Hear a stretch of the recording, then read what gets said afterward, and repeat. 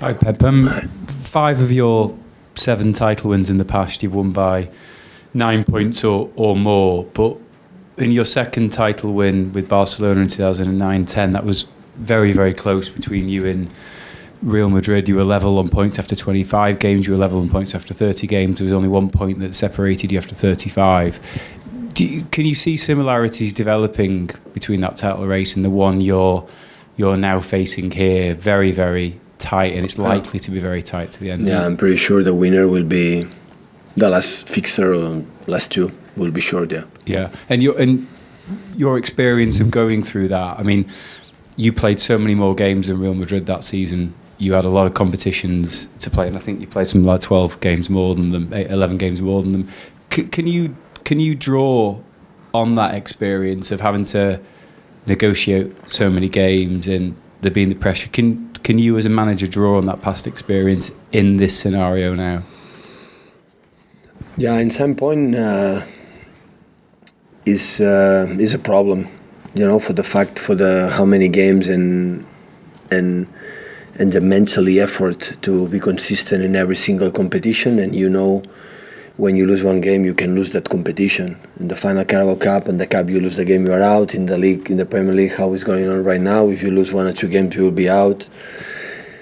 And the Champions League, we know that. So 30 minutes back, you are out. So that demands a lot of stress. Sometimes you need a little bit break. But at the same time, when you arrive especially after this month in March, from my experience, and days is still longer, your training sessions is in better conditions. The sun is here. You see the end of the season closer.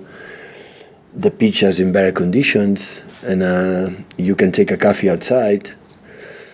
And in that situation, you are in 4 competitions. Wow, it's an extra plus. And now you realize that we can do something special. But it's not. We are not right now in that position. Because that this month is terrible in terms of the games. Every game is a finals, and you have to wait. But in the same time, even in that night, it's nice to be still there.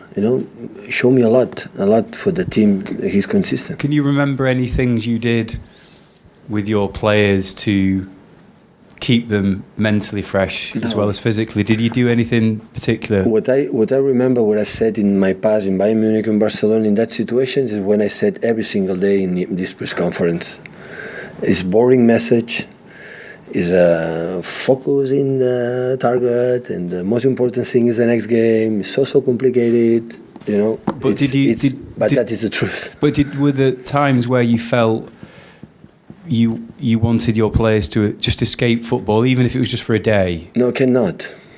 In that moment, cannot. So they had to be immersed in it. They had to be. They have to escape when they are home, but they cannot. They cannot drop the what they have to do. We cannot. It's not allowed. It's not allowed. You have to be attention, be alert about which player is a little bit down to be substitute, because it's in the period when it happened in October, November, it's okay, a long time, but it's shorter, and especially knockout games. Wigan last season, what happened? 10 men in 42 minutes, and you are out, and we could not play the replay, and we conceded the goal the last minutes. It's normal. So it's a real test. It's a real challenge. That's nice. I don't know how far we'll get it. I don't know, but that is a challenge. And until the end, when someone is better than us, we'll accept that. But we cannot accept, just to have a lot of games or much more games than our, in that case, Liverpool, or from now on Tottenham, because they are out as well from the cup.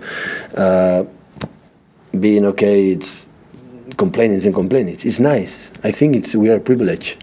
I think it's a privilege to be in that position that still we are in the 4 competitions. Nice for you, though. I know your players have got to deliver. It ultimately depends on what your players do. But for you, having been through a similar situation in the past, is that nice? You've been in it and you succeeded in it. Does it give you anything at all, you personally? I think you've succeeded in the past, arriving the last stages with the many competitions, is doing what you have done.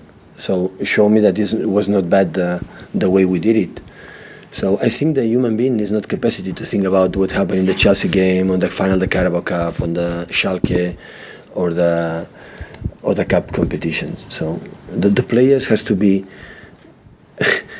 clear instructions for they have in front of their eyes.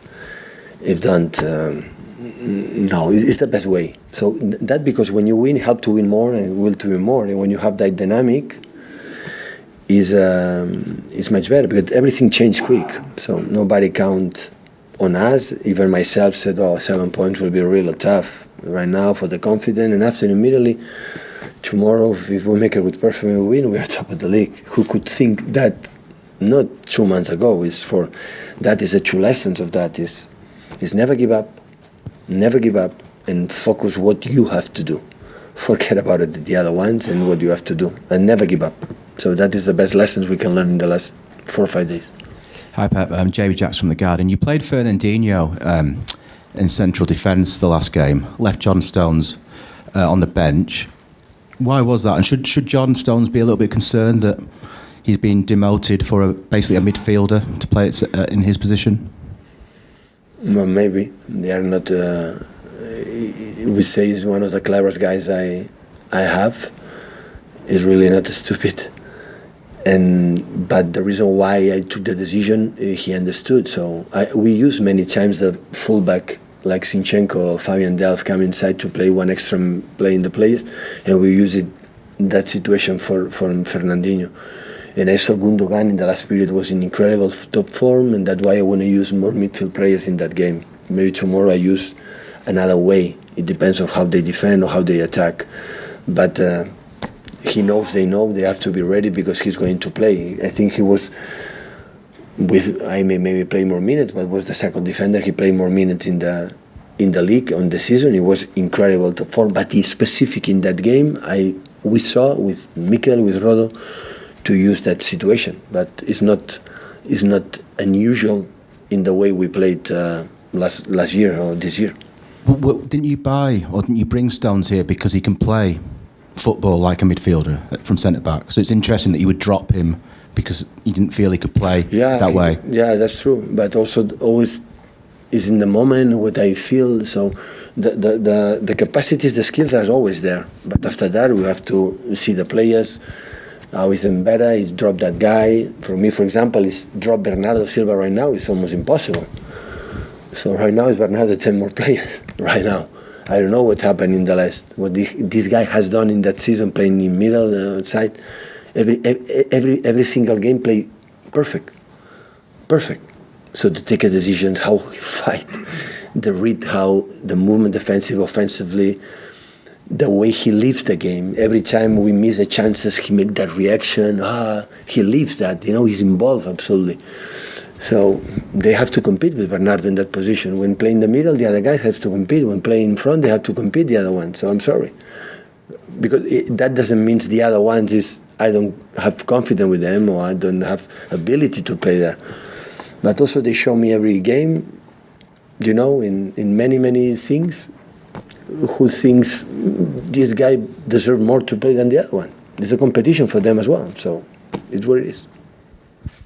Pep, just on John Stones again, I think it was in your first season in charge. He struggled when you went to Goodison Park. How much of an improvement have you seen in him since that first year? Well, I would say that in Goodison Park he struggled not only John Stones. I struggle a lot too. So everybody struggled. So we didn't lose for John Stones, come on. So when the people say that guy play good, there are a reason for their teammates help to be good when play bad.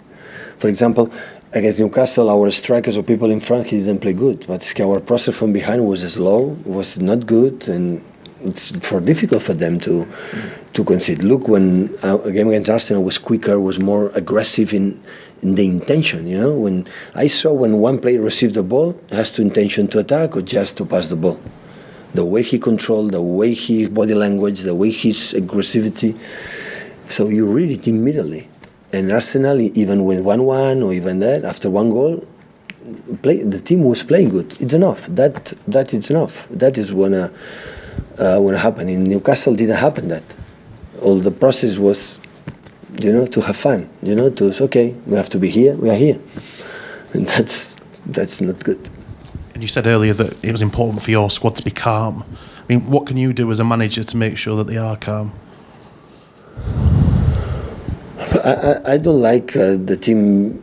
See the team so depressed and the team so over happy. And now the tendency, okay, now like your colleague said to me, so now we are big contenders, champions. Still, we are below, 3 points behind. I prefer to be in the position than Liverpool again. So normally, I have the tendency to talk a lot for the other ones. And that is a huge mistake. When my experience for my career, whenever you start to speak what happened day and done, you forget what you have to do. That is the moment you are going to drop points. So yesterday after the result, I was maybe surprised. Okay, a surprise or not, it can happen. Okay, they draw 2 points. It's better than position than before. And immediately said, okay, in 2 days we have a game. All the teams are going to rest, and Everton and ourselves we have to play. And what we have to do to win the game. And we are going to be Newcastle team or Arsenal team. That is the secret. That is the challenge for tomorrow. Hi, Pep. Gideon Brooks from The Express. How much of an advantage could it be to you when you look around your dressing room that you have no doubts about how your players will react to an intense pressure, that they've won things before? Perhaps other teams might look around and not be quite sure how players might react. Yeah, I think your question goes to think about if Liverpool handle the pressure or not in that situation. So, and really, I don't know. What I would say is I trust in my players. Because I put always this example. We were 3-0 down in Champions League game in Anfield, and the reaction with the way we played in the second time when we scored a legal goal with an incredible penalty in the second half from Robertson, from Raheem Sterling, the way we react, the way we personally to play, that's good. I think the moment, it was in the last season, this season, just one time when we lose one game, and the second game we didn't win. It was this season when it happened in Crystal Palace and Leicester. Always we react good. And I have the feeling when I put them pressure and I put him pressure, they react good. They accept the challenge to say, okay, when we speak, show me again how good you are. Show me, come on. And they do it. They try it. And that's good. Okay, last couple, please, Dave. Hi, Pep. Dave McDonald from The Mirror. This club has won the title before on goal difference. I know it's still early, but it's very tight at the top. There's only 5 goals between you and Liverpool. I think Spurs are a bit further adrift. Is that a message that you'll be sending to your players in the coming weeks, that it could come down to that again? Yeah, the first message is to win the game, and the second one, it depends on the game. If you can score, score. If you can avoid to concede, do it. Because maybe you win that Premier League for the goal difference. I agree. So, but we are not going to play a game. I said to the message, no, guys, we have to win today 5-0. No, never said that. So first, what you have to do, try to win the game, and after, when the situation is good, you have the chance, try it, because can happen. Can happen. Hi, Pep. You just called this month terrible. Do you feel that it represents the biggest challenge for you this season, and if you can get through this month still in contention and possibly in first place, will that be the biggest step towards winning the title? Yeah, when I was aboard and before I came here, everybody speak about December, the Boxing Day, these kind of things. And after, when I left that, I said, okay, Boxing Day is finished. And after I saw the schedule in January, February, I said, but this worse, it's the same, even worse. And that's true. So I think real here stay to a little bit. If you are in all competitions, you are out in competitions, it's more comfortable. Is after February. February is tougher.